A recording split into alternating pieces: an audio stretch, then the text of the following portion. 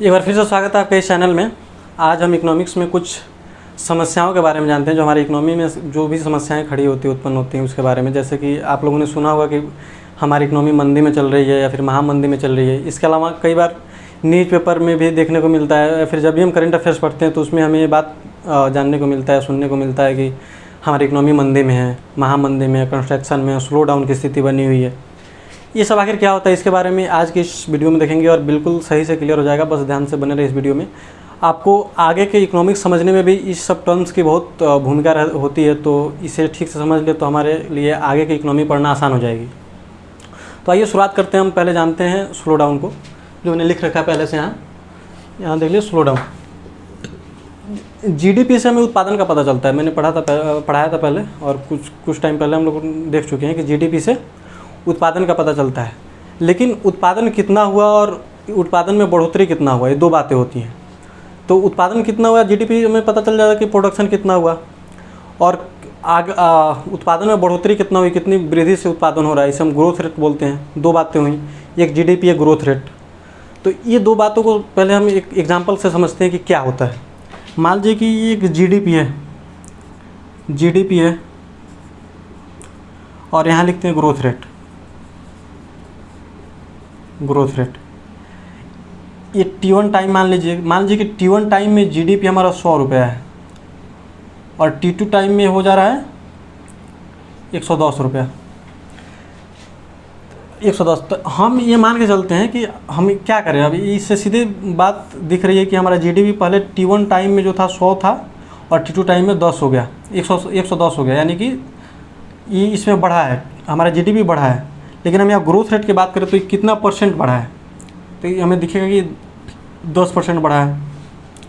एक और हम टाइम ले लेते हैं T3 और मान लेते हैं कि यहाँ ये आ जा रहा है 115, यानी कि जीडीपी 115 हो गया। तो यहाँ से कितना परसेंट बढ़ेगा आप निकालिएगा तो 5% के आसपास आएगा।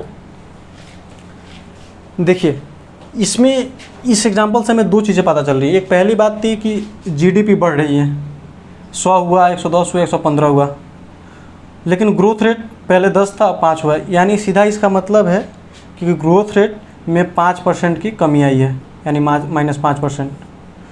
तो ग्रोथ रेट में कमी आई है। अब जब हमारी इकोनॉमी में इस तरह की सिचुएशन बने कि जीडीपी बढ़े और ग्रोथ रेट में कमी आए, तो ये स्लो डाउन की स्थिति होती है। तो स्लो डाउन में सिर्फ दो बातें ध्यान में रखना है। पहला कि हमारा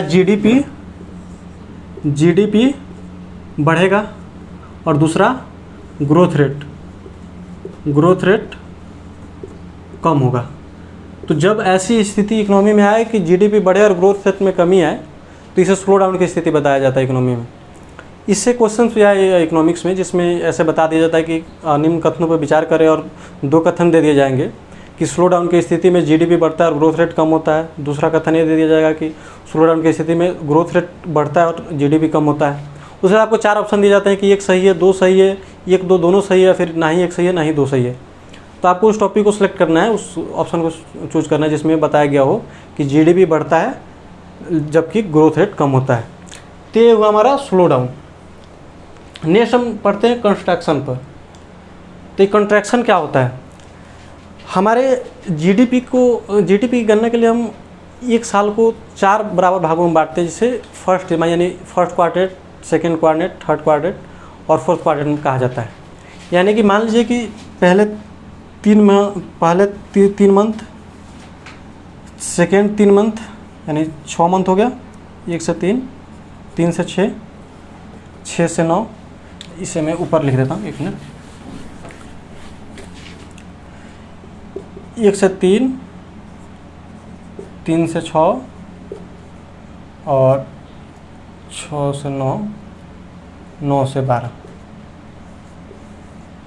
ये 4 क्वाड्रेंट होता है हमारा इकोनॉमी में, जिससे हमें प्रोडक्शन का पता लगाना होता है। तो हम 4 पार्ट में बांट के पता लगाते हैं। तो जैसे देख लीजिए, इसको हम बोलेंगे फर्स्ट तिमाही, यानी कि प्रथम तिमाही बोलते हैं हिंदी में। देखिए तो प्रथम तिमाही, इसको द्वितीय तिमाही बोलेंगे। सेकेंड क्वार्टर, थर्ड या फोर्थ।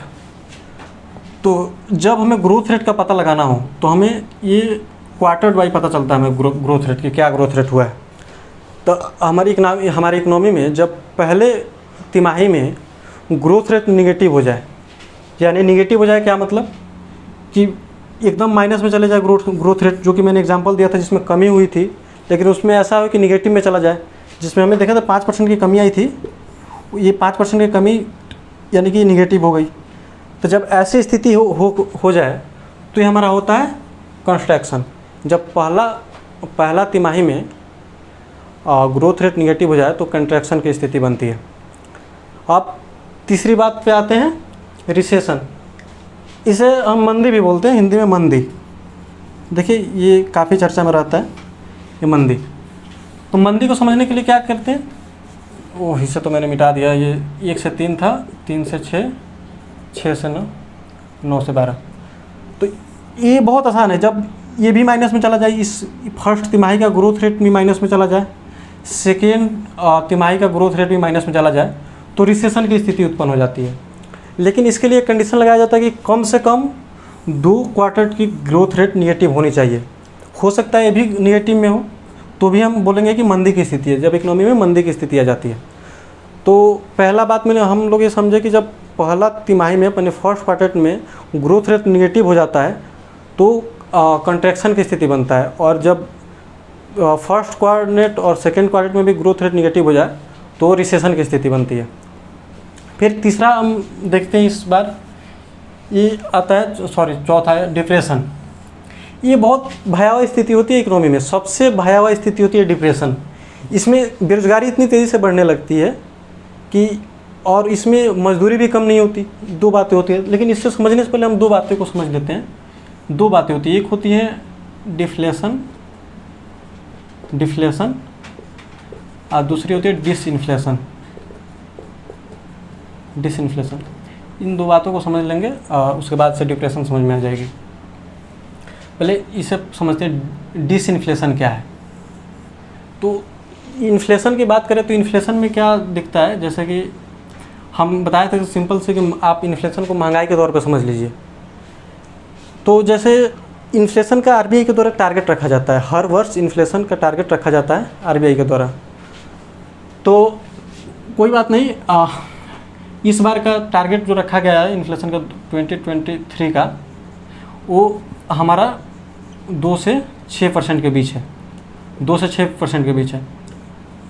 अब मान लीजिए कि अभी हमारा इन्फ्लेशन 4% है, अभी हमारा इन्फ्लेशन 4% है, और आरबीआई कहती है कि हम 2023 में इन्फ्लेशन 2% से लेकर 6% तक रख सकते हैं, और अभी फ़िलहाल 4% इन्फ्लेशन चल रही है। लेकिन ऐसा हो कि कुछ दिनों में इन्फ्लेशन 3% आ जाए या फिर 2% आ जाए, तो इन्फ्लेशन में जब कमी आएगी तो इसे हम बोलेंगे डिसइन्फ्लेशन। और एक मैंने लिखा था डिफ्लेशन। तो जब इन्फ्लेशन में कमी आ जाएगी तो हम इसे बोलेंगे डिसइन्फ्लेशन। लेकिन कहीं ऐसा हो कि हमारा इन्फ्लेशन एकदम निगेटिव हो जाए, 0 आ जाए, 0 के बाद निगेटिव में आ जाए, तो ये होती है डिफ्लेशन। ये ऐसी स्थिति होती है कि इसमें वस्तुओं की कीमत गिरने लगती है। अब सोच लीजिए सरकार के लिए कितनी बड़ी चुनौती होगी, जब वस्तु की कीमत गिरने लगी तो सरकार के पास पैसे कहाँ जाएंगे। पहले कोई सामान बिकती थी 20 रुपये में, अब बिक रही है 15 रुपये में, यानी कि इससे सरकार को निश्चित रूप से नुकसान होता है। तो ये होता है डिसइन्फ्लेशन और डिफ्लेशन। तो हम समझ रहे थे यहाँ डिप्रेशन। तो डिप्रेशन की स्थिति कब बनती है, जब रिसेशन हो इकोनॉमी में, रिसेशन और प्लस डिफ्लेशन, जब ये दोनों साथ साथ हैं तो हमारे इकोनॉमी ये आती है, डिप्रेशन की स्थिति उत्पन्न हो जाती है। ये जैसे कि मैंने पहले बताया कि बहुत भयावह स्थिति होती है। इसमें होता क्या है कि इसमें बेरोजगारी बहुत तेज़ी से बढ़ने लगती है। ये क्यों बढ़ने लगती है, क्योंकि इसमें मजदूरी कम नहीं होती। अब मान लीजिए कि जो सरकार पहले किसी को सैलरी देती थी 20,000 रुपये सैलरी देती थी, और जब हमारा इकोनॉमी रिसेशन में यानी महामंदी में चल रहा है, इसे महामंदी बोलते हैं, इसे महामंदी बोला जाता है हिंदी में। जब हमारा इकोनॉमी डिप्रेशन में चल रहा है तो सरकार को पैसे कहाँ से मिलेंगे, वो चाहेगा कि कुछ सैलरी में कम कर दे ताकि हम महामंदी से निपट पाएँ, उभर पाएँ। लेकिन इस स्थिति में वो बोलता है जो भी कारीगर है, हम हैं आप हैं, वो मजदूरी कम होने नहीं देता, वो काम करेगा नहीं, मजदूरी कम कर दीजिएगा तो इस तरह से उनकी जॉब छूटती जाएगी और बेरोजगारी की दर और बढ़ती जाएगी। तो ये सबसे भयावह स्थिति माना जाता है हमारा इकोनॉमी का। अब ये मुझे लगता है आप समझ गए होंगे डिप्रेसिएशन क्या होता है। पाँचवा हम देखते हैं मेल्ट डाउन। इसमें कुछ खास नहीं है। जब शेयर बाज़ार तेज़ी से गिरने लगता है तो ये मेल्ट डाउन की स्थिति होती है। जब शेयर बाज़ार तेज़ी से गिरने लगे तो मेल्ट डाउन की स्थिति होती है, तेज़ी से गिरने लगे। तो कुल मिला के 4-5 बातों हम समझ लिए ठीक से। क्या? स्लो डाउन, कंट्रैक्शन, इसके साथ depression, recession, melt down, inflation और डिफ्लेशन, डिसइन्फ्लेशन।